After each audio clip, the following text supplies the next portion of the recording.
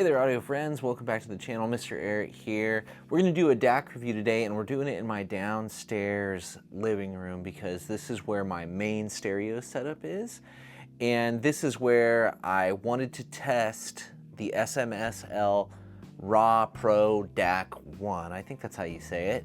And I wanted to test it here because I've had my Soundcause SGD1 down here for a long time, and I just haven't found anything that I want to replace it with. Anytime I get a DAC in, if I test it against the Soundcause, I leave thinking the Soundcause is doing a fantastic job still. So I think that tells you kind of like how good I think the Soundcause is. Now, I bought that for $300, I don't know, 3-4 years ago.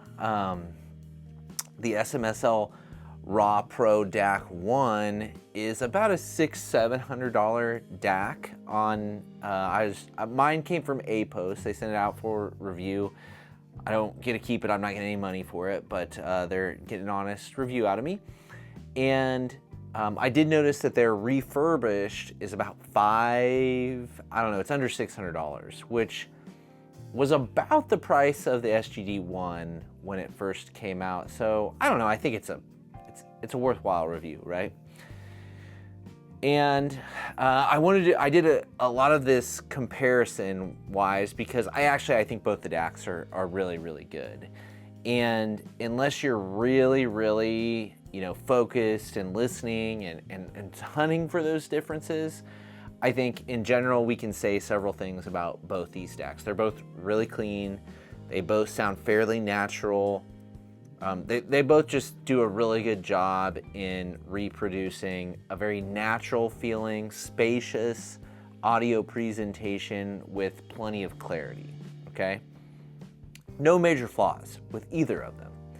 But there are some subtle differences that once you're paying attention, and if you have them like volume matched and you're going back and forth, you can pick up on those. So that's what I'd like to share with you as kind of my findings in that regard when it comes to these two DACs.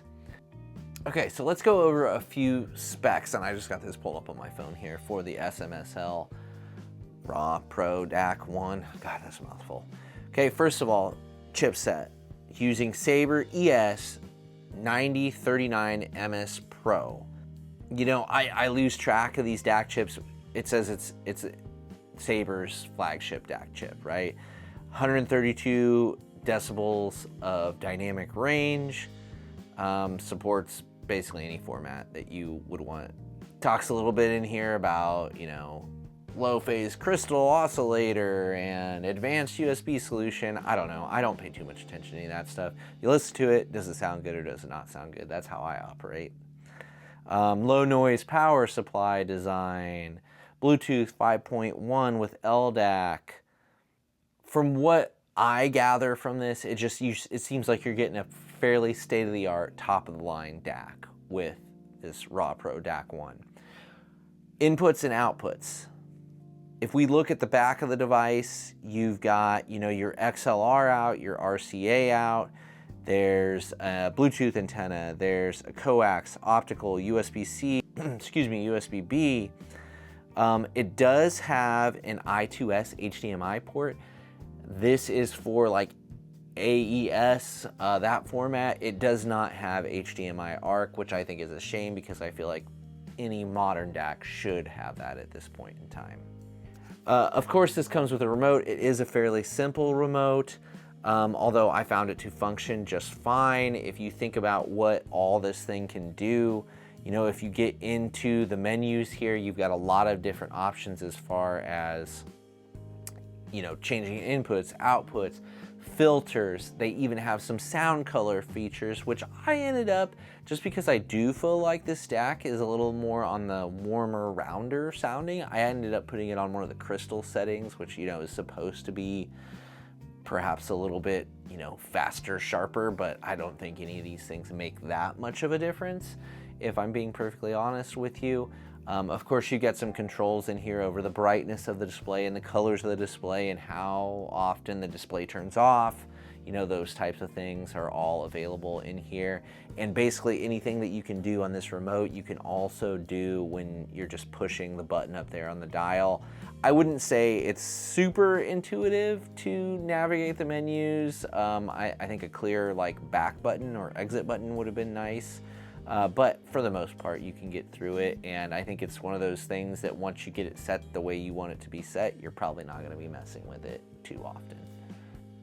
I have both of these running through a Fozzy preamp, and what I made sure before I started doing my comparison was that they were basically volume matched, right?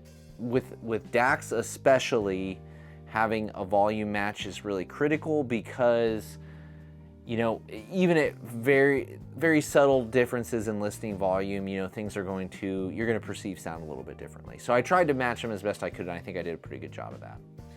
And then I listened to, basically I would listen to like part of a song and then I would switch, and then I would kind of re-listen to part of the song and then listen through to the next song, and then I would switch back to the other DAC, you know, so on and so forth, whatever. It's a comparison test. Okay, so here are my findings. Basically, in a nutshell, I think the SMSL RAWPro DAC1 is just a little bit smoother on the top end, is a little bit weightier, has a little bit more power in the low end.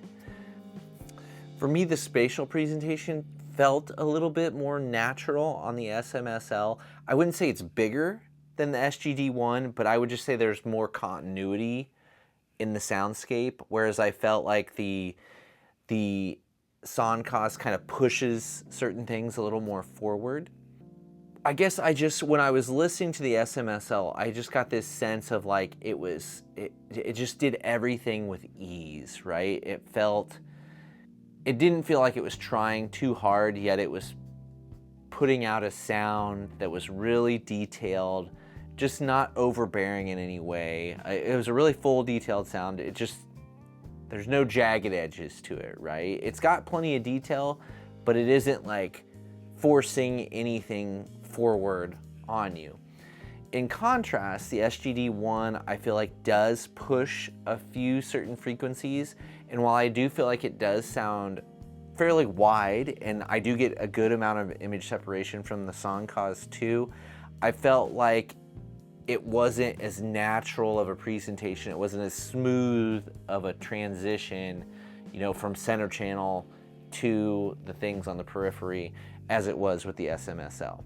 So in general, I would say the SMSL I find a little more nuanced, whereas the Soundcast I feel like I find a little bit more cutting. I think there's a little bit less weight to it and a little bit more clarity on the top end, but almost not in a natural way, right?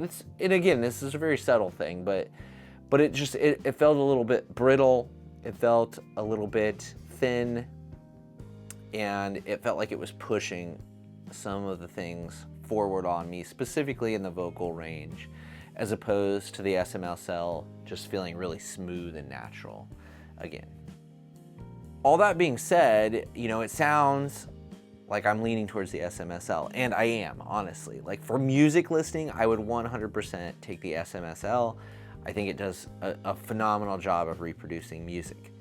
However, when I switched and I was watching, you know, trying a little bit of movies, TV, I do think there are some benefits to the Soundcast having a little more kind of like forwardness in the vocals, because I do feel like dialogue in movies and television comes through just a little bit cleaner and clearer. So that might be something to consider for you. When you're choosing, if you're choosing a DAC, is like, do you want one that's kind of rounded and smooth and still is detailed, but maybe doesn't push anything forward? Or do you want something that has a little bit, maybe more of an artificial clarity, but that does make some things, like dialogue, a little bit easier to discern?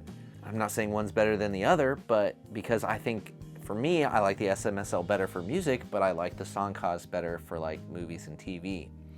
So it depends on your circumstance and situation. Both can do either, but if you're leaning like fully music, SMSL. For me, if you're leaning fully movies, TV, Soundcast is good. So I guess where I'm sitting at from this position is when I come down here, it's usually to watch a show or a movie.